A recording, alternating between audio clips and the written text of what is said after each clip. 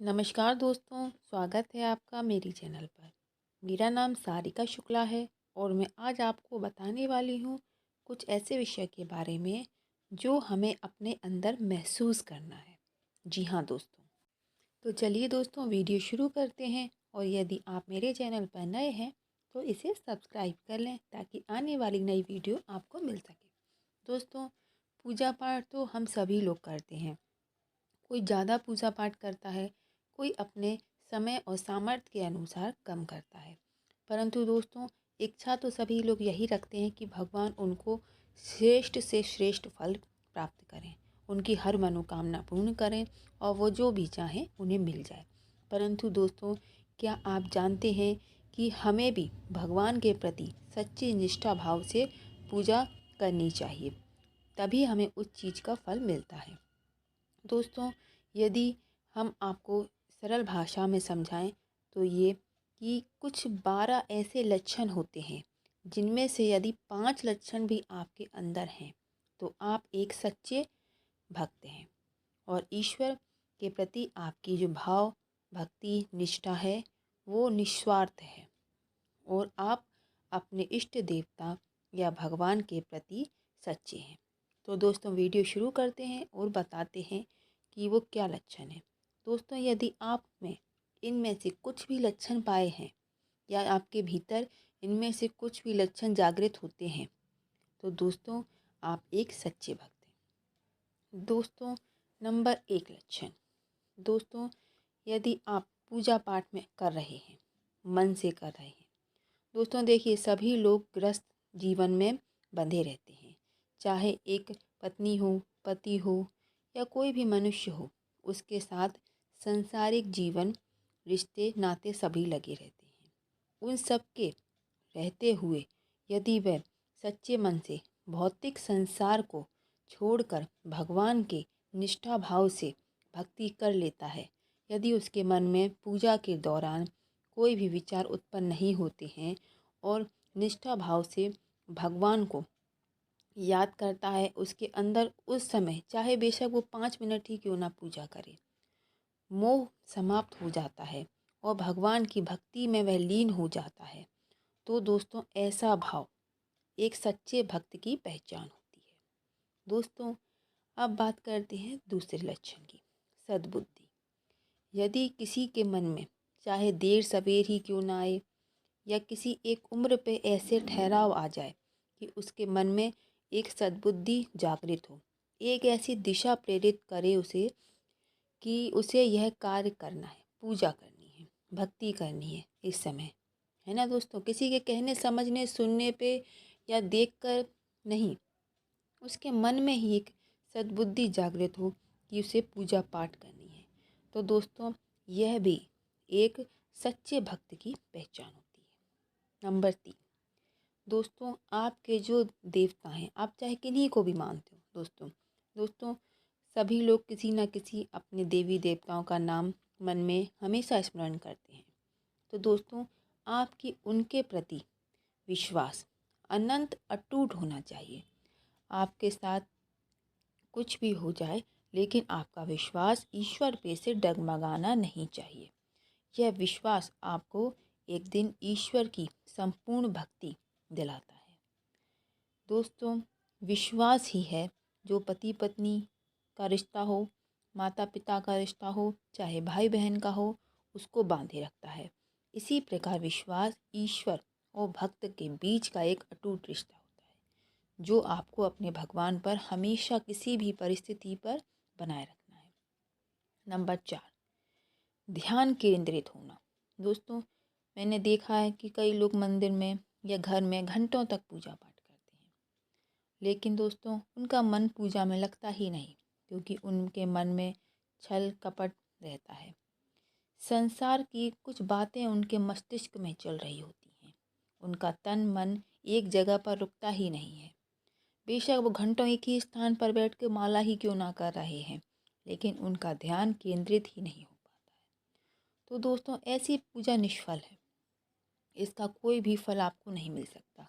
बेशक आप 5 मिनट ही नतमस्तक होकर भगवान के आगे पूजा याचना करें, लेकिन वो ध्यान केंद्रित होना चाहिए। तो दोस्तों यह एक सच्चे भक्त की पहचान होती है। बात करते हैं अगले लक्षण की, 5 नंबर, दूसरों के कष्ट को महसूस करने का लक्षण। दूसरों के दुख में दुखी होना, आपके अंदर एक दया भावना होना। दोस्तों चाहे आपके घर में रहने वाला एक डॉगी ही क्यों ना हो, है ना, जैसे हम पालतू कुत्ते पालते हैं ना, वो चाहे कोई गाय हो या कोई तोता हो, मैं कहती हूँ एक आपके घर का काम करने वाला नौकर ही क्यों ना हो, यदि उसके अंदर कोई भी परेशानी है या कुछ भी कष्ट है, उसे देखकर आपके अंदर दया भावना जागृत हो जाए, आपका मन एकदम से झंझोर दे आपको कि ये कष्ट में है, परेशान है, तो हम उसके लिए क्या कर सकते, ऐसी भावना भी आपको आपके इष्ट देव से मिलवाती है और आपकी सच्ची भक्ति का प्रमाण देती है। दोस्तों कभी भी किसी को अपने ऊपर घमंड नहीं करना चाहिए। कभी भी अपने ओहदे का कि मैं मालिक हूँ या मैं बड़ा हूँ, मैं इतनी पूजा करता हूँ, इस चीज़ का घमंड अपने अंदर नहीं लाना चाहिए। बात करते हैं दोस्तों अगले लक्षण की। हमें ईश्वर से पूजा करते समय केवल और केवल उनके आशीर्वाद का ही चाह रखनी चाहिए, उनसे कुछ मांगना नहीं चाहिए। दोस्तों देवता, ईश्वर, भगवान, परमात्मा अंतर्यामी होते हैं, वो सब जानते हैं आपके मन में जो विचार है, मस्तिष्क में जो चल रहा है। आप ऐसा ना करें कि आप मंदिर जाएं, घर में ही पूजा पाठ करें, तो अपनी मनोकामना भगवान के आगे बार बार बोलते रहें, कहते रहें। दोस्तों भगवान अंतर्यामी हैं, सबकी इच्छा जानते हैं, और दोस्तों उसके बाद आप उनसे अपनी इच्छा को मांगते रहें, उसका नाम लेते रहें, स्मरण करते रहें, तो दोस्तों ये पूजा निष्फल हो जाती है ना दोस्तों।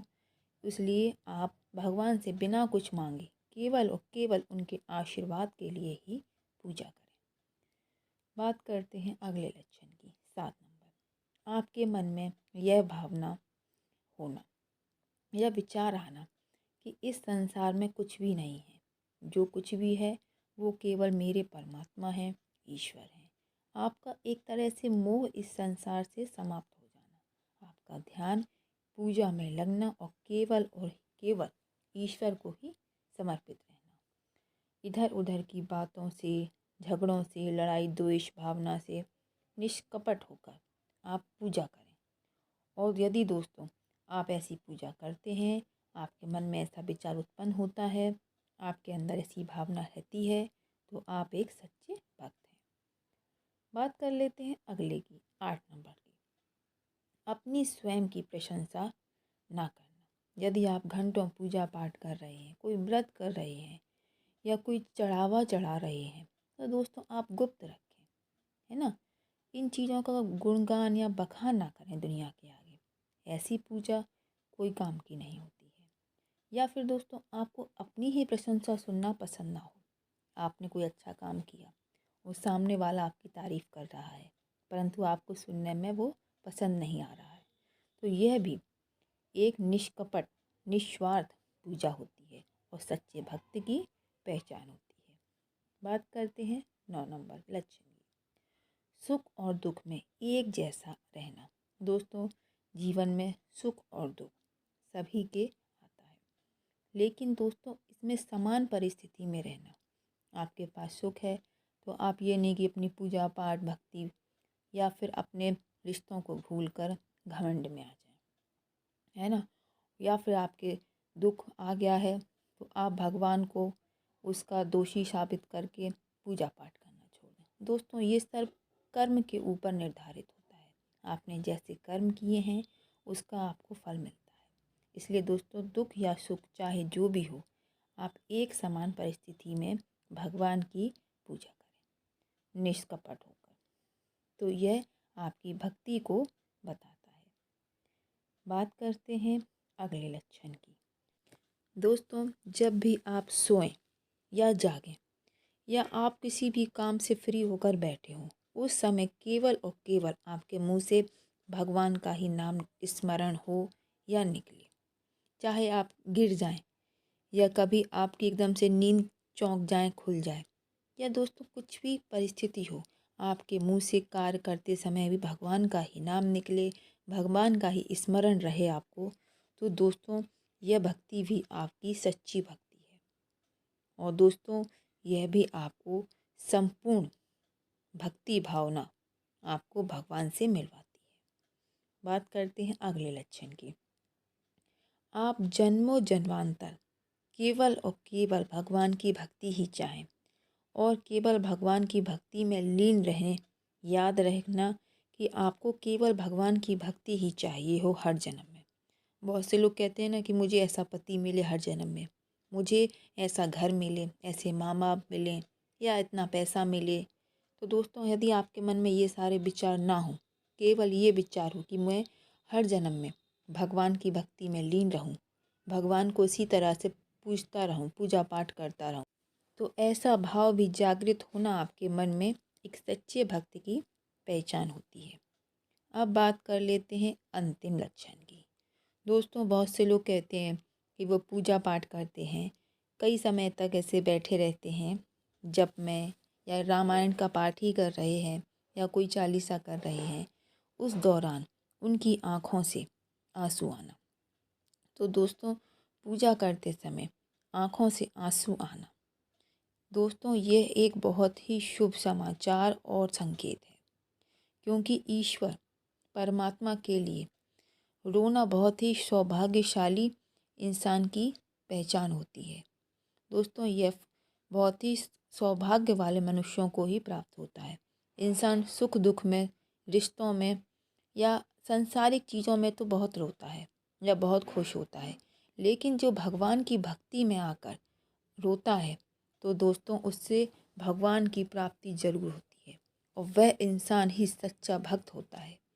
दोस्तों ये तो थे कुछ लक्षण, जिनमें से यदि 5 लक्षण भी आपके अंदर आपको महसूस होते हैं तो दोस्तों आप एक सच्चे भक्त हैं। दोस्तों यदि वीडियो अच्छा लगा हो तो इसे लाइक करें, शेयर करें और चैनल को सब्सक्राइब करें। धन्यवाद।